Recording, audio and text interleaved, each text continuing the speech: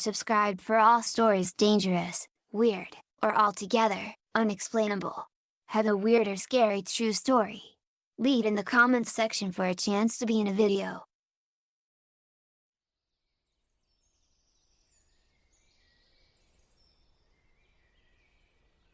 What was the creepiest, scariest thing that ever happened while you were alone? Part 2. Not sure if this counts, since my dad wasn't alone but my mom and I were asleep for this and neither of us even knew about it until he told us years later. So he was effectively by himself in this situation and I've been itching to tell this story, so here goes. Apologies if Therese anything that doesn't add up, I tend to get mixed up on the details but you should get the gist of it just fine. So it's more my dad's story than mine. I was really little at the time. I don't remember where we'd been but my dad was driving us home from some trip one night with me and my mom asleep in the back seat. We lived in Emmett, this kinda dinky town in Southern California, at the time, and we had to take what I'm pretty sure was Route 74 to get back to there from wherever we were. Back then nothing was built out there, this was probably mid-late 90s, so it was just this long, lonely stretch of nothing in the desert. It's about 1 AM or something like that, so there's nobody out there and my dad is the only one awake. Then he sees this intersection up ahead and notices the lights change. He doesn't see any cars coming at all and it's just flat nighttime desert and you'd definitely see them if they were, so it made his hair stand up as he puts it. Sure enough, he sees someone walk out into the middle of the road and he doesn't like this one bit, but no, maybe they're just lost or some shit, right? But out of his peripheral vision he notices there's other people coming out of the bushes on the side of the road. He pretty quickly realizes they're surrounding this car. So some things about my dad: he's a mechanic, so he tends to acquire a lot of cars and we had a lot of different ones through the years we lived there. He's also been through a ton of shit: alcoholism, drug abuse, a shitload of motorcycle accidents. He's got crushed discs in his neck and his lower back and somehow he's still a really sharp guy. TL. Doctor, my dad's kind of badass and not the type to risk giving someone the benefit of the doubt in a situation like this. The car we had was a Lincoln Town car, so a good 4,000 pounds beast of a car, and my dad knows nothing good can come of what's happening. He always says if you're in your car, it's your best weapon.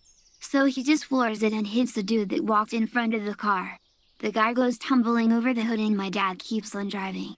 The next day at work he's starting to think about it and kind of felt bad, like maybe their car broke down or something, so he decides to mention it to a sheriff he knows in case someone got hurt who didn't deserve it.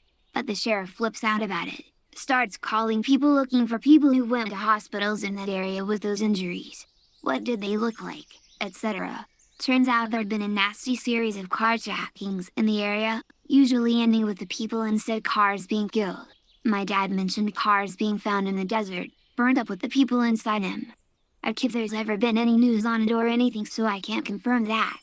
But basically the sheriff told my dad he did the right thing. It was kind of a retirement town at the time and Lincolns are kinda seen as old folks' cars, so there's a good chance these people thought my dad was some nice old person, not a grizzled mechanic with his family sleeping in the back. Pretty chilling to think about what might have happened if my daddy was the type to have stopped for them.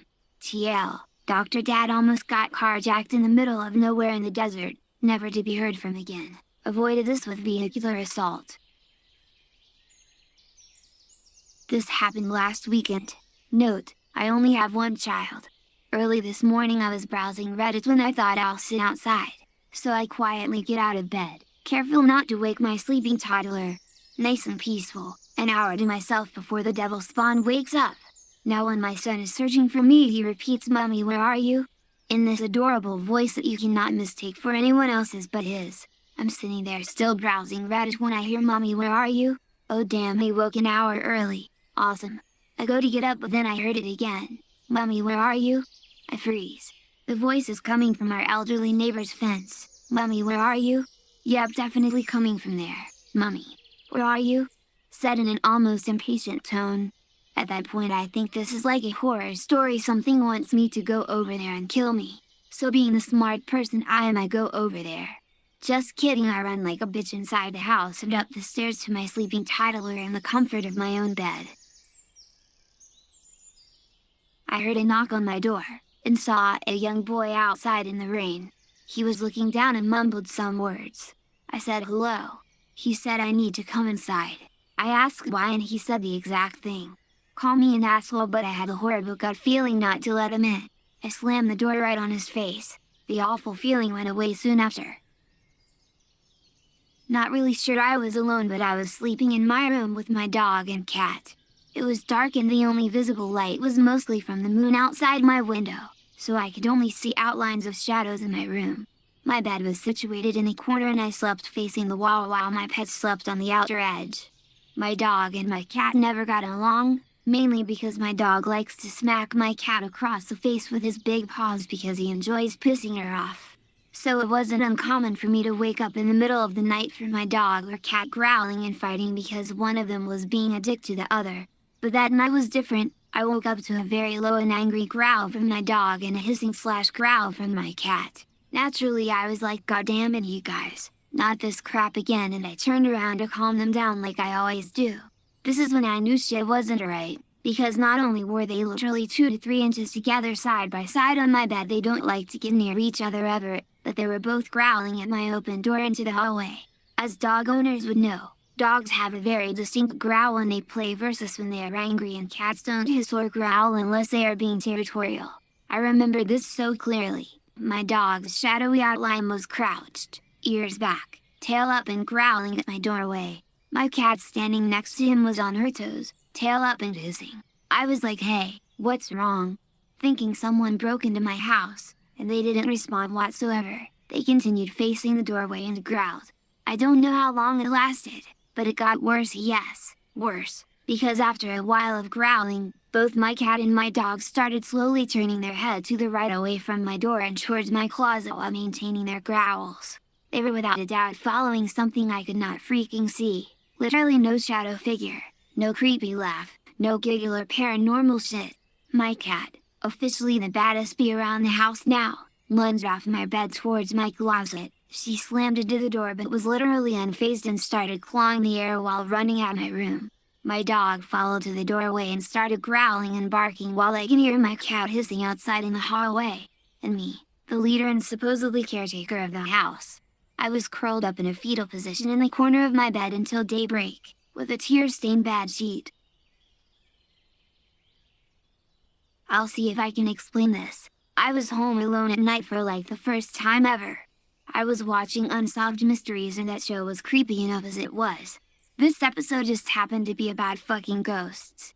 Now those of you who know what show I'm talking about know how creepy the music is and how creepy Robert Stack's voice is.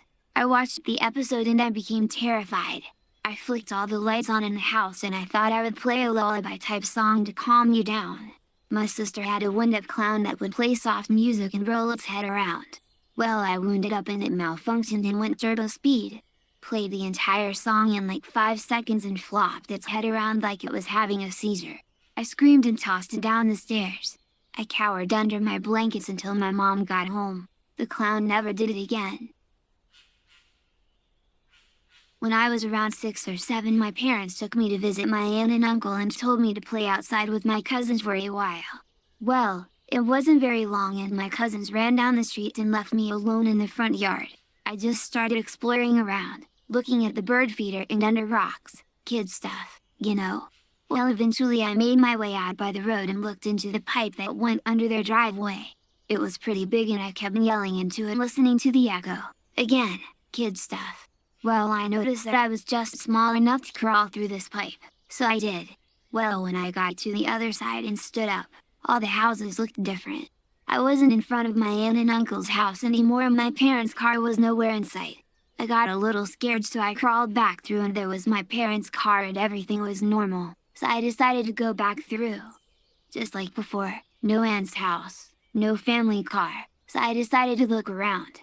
Some kids came up and we played 4 square inches front of one of the houses but they never spoke a word, just played the game. Afterward I crawled back through the pipe and it was a few hours later. My parents were in front of my aunt and uncle's house talking to the cops and they freaked out on me for running away. I got a lecture from the cop too.